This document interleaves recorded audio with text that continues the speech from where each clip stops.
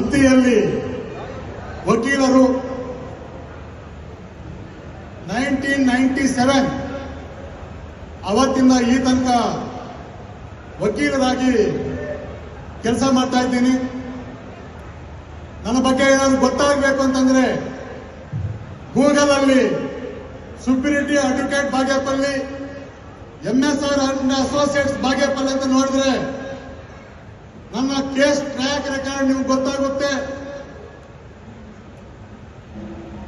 ವೃತ್ತಿಯಲ್ಲಿ ವಕೀಲನಾಗಿ ಅದನ್ನ ಪಕ್ಕಕ್ಕಿಟ್ಟು ಇದನ್ನ ಸೇಫ್ ಶಾಪ್ ಅಲ್ಲಿ ಮಾಡ್ತಾ ಇದ್ದೀನಿ.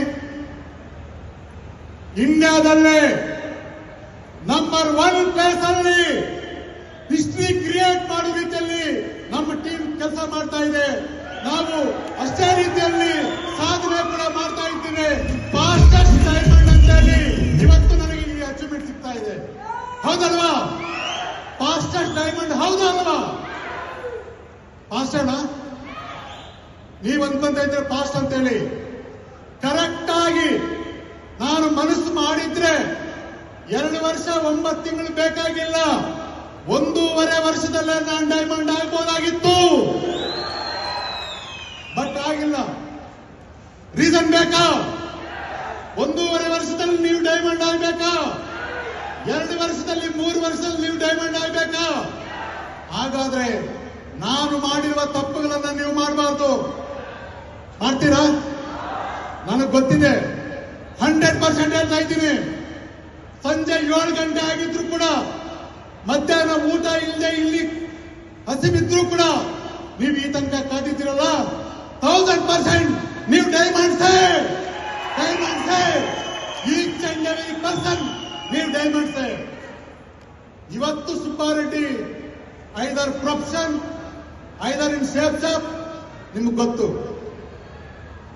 50 ವರ್ಷಗಳ ಹಿಂದೆ ಸುಬ್ಬಾರೆಡ್ಡಿ ಫ್ಯಾಮಿಲಿ ಈ ರೀತಿ ಇಲ್ಲ.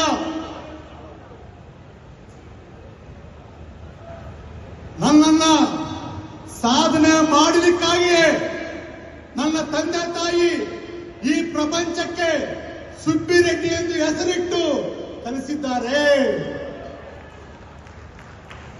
ವಕೀಲ ವೃತ್ತಿಯಲ್ಲಿ ನಮ್ಮ ತಾಲೂಕಲ್ಲಿ, ಜಿಲ್ಲೆಯಲ್ಲಿ ಯಾರನ್ನ ಬೇಕಾದ್ರೂ ಕೇಳ್ಕೊಳ್ಳಿ, ಸುಬ್ಬಾರೆಡ್ಡಿ ಹೆಸರು ಹೇಳ್ತಾರೆ. ಯಾಕೆ? ಅಲ್ಲಿ ಕೂಡ ಸಾಧನೆ ಮಾಡಿರೋದು, ಅಲ್ಲೇ ನನ್ನ ಫೇಲ್ಯೂರ್ ಆಗಿಲ್ಲ.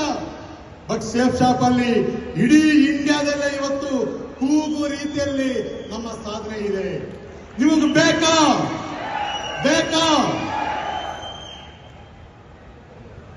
50 ವರ್ಷದ ಹಿಂದೆ ನಮ್ಮ ಕುಟುಂಬ ತೀರಾ ಬಡ ಕುಟುಂಬ. ನಮ್ಮಪ್ಪ 1 ರೂಪಾಯಿಗೆ ಕೂಲಿ ಮಾಡ್ತಾ ಇದ್ರು.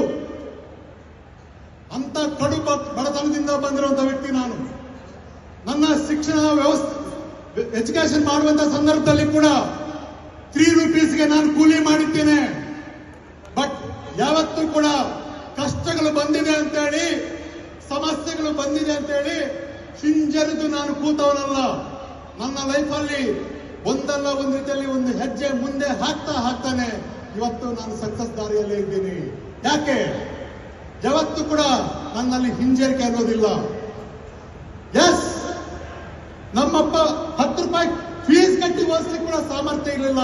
ಅಂತ ಟೈಮಲ್ಲಿ ನನ್ನ ಫ್ರೆಂಡ್ ಒಬ್ರು ಮದ್ರೆಡ್ಡಿ ಅಂತೇಳಿ SLC ಅಲ್ಲಿ ಪರಿಚಯ ಆಗಿ ಅವ್ರ ಮನೆ ಕರ್ಕೊಂಡೋಗಿ, ಅವ್ರ ಅಣ್ಣ ಇಲ್ಲೇ ಇದ್ದಾರೆ, ರಾಮರೆಡ್ಡಿ ಅಂತೇಳಿ, ನನ್ನ ಎಂಟೈರ್ ಎಜುಕೇಶನ್ ಅವರೇ ಕೊಡಿಸಿದ್ದಾರೆ. ಹಂಗಾಗಿ ನಾನು ಅವರಿಗೆ ಅನಂತ ಧನ್ಯವಾದಗಳು ಸಲ್ಲಿಸ್ತಾ ಇದ್ದೇನೆ. ಅದೇ ರೀತಿಯಲ್ಲಿ ಈ ಸಂದರ್ಭದಲ್ಲಿ ನನಗೆ ಜನ್ಮ ಕೊಟ್ಟಂತ ತಂದೆ ತಾಯಿಗಳು ಕೂಡ ನಾನು ಅನಂತ ಕೋಟಿ ಧನ್ಯವಾದಗಳು ಸಲ್ಲಿಸ್ತಾ ಇದ್ದೇನೆ. ಮತ್ತು ನನ್ನ ಇಡೀ ಜೀವನದಲ್ಲಿ ಸಕ್ಸಸ್ ಯಶಸ್ವಿಯತ್ತ ನನ್ನ ತೆಗೆದುಕೊಂಡು ಹೋಗ್ತಾ ಇರುವಂತ ವಿಶ್ವಕ್ಕೆ, ದೇವತೆಗಳಿಗೆ ನಾನು ಧನ್ಯವಾದಗಳನ್ನು ಸಲ್ಲಿಸ್ತಾ ಇದ್ದೇನೆ. ಅಷ್ಟೇ ಅಲ್ಲ, ಇವತ್ತು ಸೇಫ್ ಶಾಪ್ ಅಲ್ಲಿ ಇಷ್ಟು ಫಾಸ್ಟ್ ಆಗಿ ಸಕ್ಸಸ್ ಆಗಿದೆ ಅಂತಂದ್ರೆ ಇದಕ್ಕೆ ಮುಖ್ಯ ಕಾರಣ ನರೇಂದ್ರ ಸರ್. ಅವರು ಕೊಟ್ಟಂತ ಜೂಮ್ನಲ್ಲಿ ಕೊಟ್ಟಂತ ಪ್ಲಾನ್ ಅನ್ನ ಕೇಳಿ ನಾನು ಸೇಫ್ ಶಾಪ್ಗೆ ಎಂಟ್ರಿ ಆದೆ. ಎಂಟ್ರಿ ಆದಾಗ ಕೂಡ ಈ ಸೇಫ್ ಶಾಪ್ ಅನ್ನೋ ಕಂಪನಿ ಲೀಗಲ್ ಆಗಿದೆಯಾ ಇಲ್ವಾ ಅಥವಾ ಒಂದು ಫ್ರಾಡ್ ಕಂಪನಿನ, ಇದರಲ್ಲಿ ನಾನು ಜರ್ನಿ ಮಾಡಿದ್ರೆ ಲೈಫ್ ಇದೆಯಾ ಇಲ್ವಾ ಅಂತೇಳಿ ಡಿಟೈಲ್ಡ್ ಆಗಿ ಸುಮಾರು 15 ದಿನ ಸ್ಟಡಿ ಮಾಡಿ ನಾನು ಇದರಲ್ಲಿ ಎಂಟ್ರಿ ಆಗಿರೋದು. ಯಾಕಂತಂದ್ರೆ ಸೇಫ್ ಶಾಪ್ ಅಲ್ಲಿ ನಾನು ಎಂಟ್ರಿ ಆಗೋ ಕಾಲಕ್ಕೆ ನನ್ನ ವಯಸ್ಸು 51. ನಾನು ಸೇಫ್ ಶಾಪ್ಗೆ ಎಂಟ್ರಿ ಆಗೋ ಕಾಲಕ್ಕೆ ನನಗೆ ಲಾಯರ್ ಉದ್ಯೋಗದಲ್ಲಿ ನನಗೆ ಪ್ರತಿ ದಿನ 30 ರಿಂದ 40 ಸಾವಿರ ರೂಪಾಯಿ ದುಡ್ಡು ಸಂಪಾದನೆ ಮಾಡ್ತಾ ಇದ್ದೆ. ತಿಂಗಳಿಗೆ 39 ರಿಂದ 10 ಲಕ್ಷ ದುಡ್ಡನ್ನ ಸಂಪಾದನೆ ಮಾಡ್ತಾ ಇದ್ದೆ. ಅಂತ ವ್ಯಕ್ತಿ ಅದನ್ನ ಪಕ್ಕಕ್ಕಿಟ್ಟು ಸೇಫ್ ಶಾಪ್ಗೆ ಎಂಟ್ರಿ ಆಗ್ಬೇಕಾದ್ರೆ ನಾನು ಕಾಂಜಿ ಪಿಂಜಿ ಮೈಂಡ್ ಅಲ್ಲಿ ಬಂದಿಲ್ಲ. ಸೇಫ್ ಶಾಪ್ ಅಲ್ಲಿ ಬರುವಂತ 1000 ರೂಪಾಯಿ 2000 ರೂಪಾಯಿಗೋಸ್ಕರ ಬಂದಿಲ್ಲ. ಇಲ್ಲಿ ಲೈಫ್ ಇದೆ ಅಂತ ಅರ್ಥ ಮಾಡಿಕೊಂಡು ಜರ್ನಿ ಮಾಡಿದ್ದೇನೆ. ಬಟ್ ಜರ್ನಿ ಮಾಡುವಂತ ಸಂದರ್ಭದಲ್ಲಿ ಆ ಕಾಲಕ್ಕೆ ನನ್ನಲ್ಲಿದ್ದಂತ ದುಡ್ಡು, ನನ್ನಲ್ಲಿರುವಂತ ಕ್ಯಾಸ್ಟ್, ನನ್ನಲ್ಲಿರುವಂತ ಎಜುಕೇಶನ್, ನನ್ನಲ್ಲಿದ್ದಂತ ಲಾಯರ್ ಪ್ರೊಫೆಷನ್ ಇವೆಲ್ಲ ಕೂಡ ಈ ಬಿಸ್ನೆಸ್ಗೆ ಅಡ್ಡಿಯಾಗಿವೆ. ನಿಮಗೆ ಗೊತ್ತಾ, ಆ ಎಲ್ಲ ಯುಗಗಳಿಂದ ನಾನು ನಿಜವಾಗಿ ಇಲ್ಲಿ ಫೇಲ್ಯೂರ್ ಕೂಡ ಆಗಿದ್ದೀನಿ. ಏನ್ ಗೊತ್ತಾ, ಸೇಫ್ ಶಾಪ್ ಅಲ್ಲಿ ಆಪರ್ಚುನಿಟಿ ತಗೊಂಡೆ, ಒಂದು ಸಾರಿ ಕೂಡ ನರೇಂದ್ರ ಸರ್ ಮಾತು ಕೇಳಲಿಲ್ಲ, ರಾಮು ಸರ್ ಮಾತು ಕೇಳಲಿಲ್ಲ.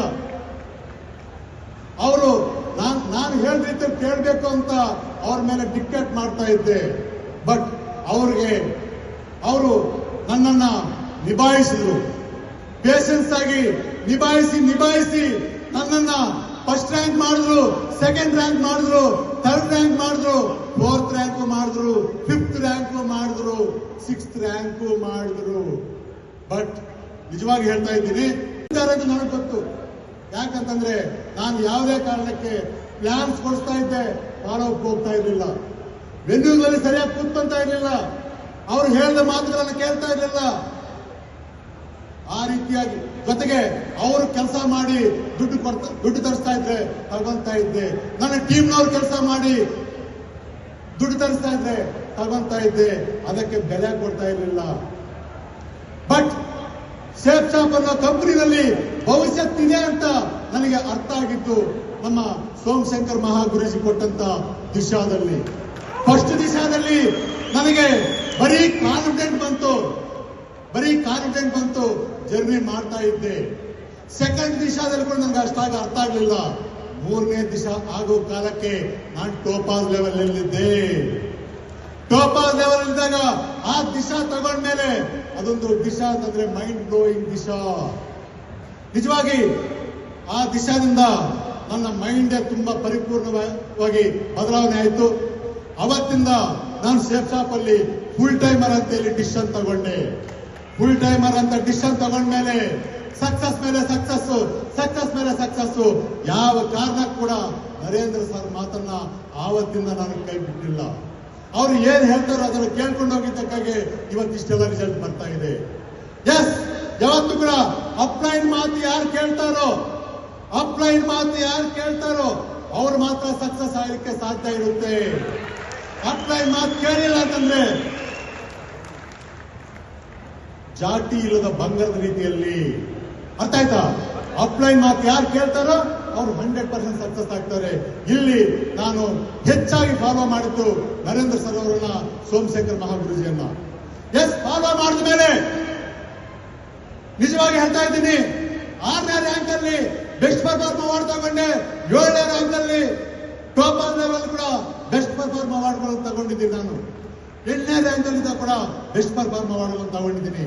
ಅಷ್ಟೇ ಅಲ್ಲ, ಇವತ್ತು ಸೇಫ್ ಶಾಪ್ ಅಲ್ಲಿ ಸಕ್ಸಸ್ ಆಗಿದೆ ಅಂತಂದ್ರೆ ಮುಖ್ಯ ಕಾರಣ ಸೋಮಶೇಖರ್ ಗುರೂಜಿ ಅವರು ಕೊಟ್ಟಂತ ಕೌನ್ಸಿಲಿಂಗ್, ಅವರು ಕೊಟ್ಟಂತ ಸಲಹೆಗಳನ್ನ ಇಂಪ್ಲಿಮೆಂಟೇಷನ್ ಮಾಡಿದ್ದಕ್ಕಾಗಿ ಇಷ್ಟೆಲ್ಲ ರಿಸಲ್ಟ್ ಬರ್ತಾ ಇದೆ.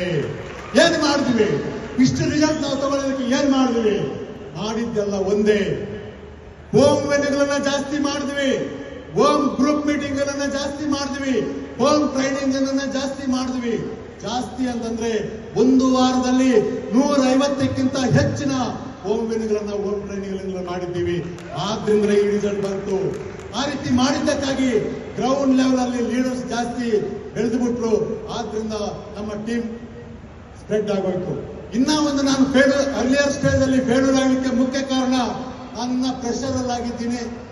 ಅವಾಗ corona time, lockdown time, physical ಆಗಿ ಯಾರಿಗೂ ಕೂಡ ಪ್ಲಾನ್ ಮಾಡ್ಲಿಕ್ಕೆ ಆಗ್ತಾ ಇಲ್ಲ. ಜೂಮ್ ಅಲ್ಲೇ ನಾನು ಇಡೀ ದೇಶದಲ್ಲಿ ನನಗೆ ಯಾರ್ಯಾರು ಗೊತ್ತಿದ್ದಾರೋ ಅವ್ರು ಎಲ್ರಿಗೂ ಕೂಡ ಜೂಮ್ ಲಿಂಕ್ ಅನ್ನು ಕಳಿಸಿ ಪ್ಲಾನ್ ಕೊಡುವಂತ ಕೆಲಸ ಮಾಡಿದೆ. ಅವಾಗ ಏನಾಯ್ತು, ಬಾಗೇಪಲ್ಲಿಯಿಂದ ಹಿಡಿದು ಒರಿಸ್ಸಾ ಬಾರ್ಡರ್ ತನಕ, ಗುಜರಾತ್ ತನಕ ಬೇರೆ ಬೇರೆ ಕಡೆ ಎಲ್ಲ ನನಗೆ ವಿತೌಟ್ ನನ್ನ ಪ್ರೆಸೆನ್ಸ್ ಐಡಿಗಳಾಗೋಯ್ತು. ಅಂದ್ರೆ ಒಂದು ಪ್ಲೇಸ್ ಅಲ್ಲಿ ನಾನು ಬಿಸ್ನೆಸ್ ಅನ್ನ ಸ್ಟಾರ್ಟ್ ಮಾಡಿಲ್ಲ. ಇಡೀ ದೇಶದಲ್ಲಿ ಸುಮಾರು ಒಂದು 70-80 ಸಿಟಿಗಳಲ್ಲಿ ಬಂದಂತ ಐಡಿಗಳನ್ನೆಲ್ಲ ನನ್ನ ಕೆಳಗಡೆ ಹಾಕೊಂಡೆ. ಬಟ್ ಅವತ್ತು ಕೂಡ ನರೇಂದ್ರ ಸರ್ ಹೇಳ್ತಾ ಇದ್ರು, ಸುಬ್ಬಾರೆಡ್ಡಿ ಸರ್ ನೀವು ಒಂದು ಐಡಿಯನ್ನು ನಡೆಸಿ ಸಕ್ಸಸ್ ಆಗ್ತೀರಾ, ನೀವು 4 ಐಡಿ ಹಾಕೊಂಡಿದ್ದೀರಾ, 5 ಐಡಿ ಹಾಕೊಂಡಿದ್ದೀರಾ, ಅದು ಒಂದು ಐಡಿ ನಡೆಸಿದ್ರೆ ಮಾತ್ರ ಸಕ್ಸಸ್ ಆಗುತ್ತೆ, 5 ಐಡಿ ಒಂದೇ ಸರಿ ನಡೆಸಿದ್ರೆ ಸಕ್ಸಸ್ ಆಗಲ್ಲ ಅಂತ ಹೇಳಿದ್ರು. ಬಟ್ ಅವ್ರ ಮಾತನ್ನ ಕೇಳಿಲ್ಲ. ನಾನೇನ್ ಮಾಡಿದೆ, ಎಲ್ಲಾನು ತಂದು ನಾನು 4 ಐಡಿಗಳನ್ನ ಕೂಡ ಸ್ಟಾರ್ಟ್ ಮಾಡಿದೆ. ಬಟ್ 4 ಐಡಿಗಳನ್ನ ಮಾಡಬೇಕಾಗಿ ನನ್ನ ಫ್ಯಾಮಿಲಿಗೆ ಒಂದಷ್ಟು ದುಡ್ಡು ಬಂತು, ಬಟ್ ಟೀಮ್ ಬೆಳೀಲಿಕ್ಕೆ ಆಗಲಿಲ್ಲ. ಇವತ್ತು ನಾನು ಏನ್ ಮಾಡ್ತೀನಿ, ಆ ಉಳಿದಿರುವಂತಹ ಎಲ್ಲ ಐಡಿಗಳನ್ನ ಸ್ಟಾಪ್ ಮಾಡಿದ್ದೀನಿ. ಒಂದೇ ಐಡಿ ಮೇಲೆ ನಾನು ಟೋಪಾಸ್ ಆದ್ಮೇಲೆ ಒಂದೇ ಐಡಿ ಮೇಲೆ ಫೋಕಸ್ ಮಾಡಿದ್ದಕ್ಕಾಗಿ ಇವತ್ತು ವಿತಿನ್ ಶಾರ್ಟ್ ಪೀರಿಯಡ್ ಅಲ್ಲಿ ಡೈಮಂಡ್ ಆಗಿದ್ದೀನಿ. ಯಾವತ್ತು ಕೂಡ ಆ ರೀತಿ ಟ್ರಿಪಲ್ ಐಡಿಗಳನ್ನ 4 ಐಡಿಗಳನ್ನ ನಡೆಸ್ತಾ ಹೋದ್ರೆ ಫೇಲ್ಯೂರ್ ಆಗುತ್ತೆ, ಗ್ಯಾರಂಟಿ ಆಗುತ್ತೆ. ಆದ್ರಿಂದ ಯಾವುದೇ ಕಾರಣಕ್ಕೆ ಅಪ್ಲೈ ಮಾತು ಕೇಳಲೇಬೇಕು, ಕೇಳಿದ್ರೆ ಮಾತ್ರ ರಿಸಲ್ಟ್ ಬರುತ್ತೆ. ಜೊತೆಗೆ ಏನಂತಂದ್ರೆ, ನಾನು ಎಜುಕೇಶನ್ ಇದೆ ಅಂತೇಳಿ, ನಾಲೆಡ್ಜ್ ಇದೆ ಅಂತೇಳಿ ಸ್ವಂತ ಪ್ರಯೋಗಗಳನ್ನ ಕೂಡ ಬಹಳಷ್ಟು ಮಾಡ್ತಾ ಇದ್ದೆ. ಆ ಸ್ವಂತ ಪ್ರಯೋಗ ಕೂಡ ನಿಜವಾಗಿ ಇಲ್ಲಿ ಕೆಲಸ ಆಗಲ್ಲ. ನಾವು ಸೇಫ್ ಶಾಪ್ ಅಲ್ಲಿ ಹೇಳುವಂತ 3 ಕಾರ್ಡಿನಲ್ ರೂಲ್ಸ್ ಏನಿದೆಯೋ ಅದನ್ನ 100% ನಾವು ಪಾಲನೆ ಮಾಡ್ತೀವಿ.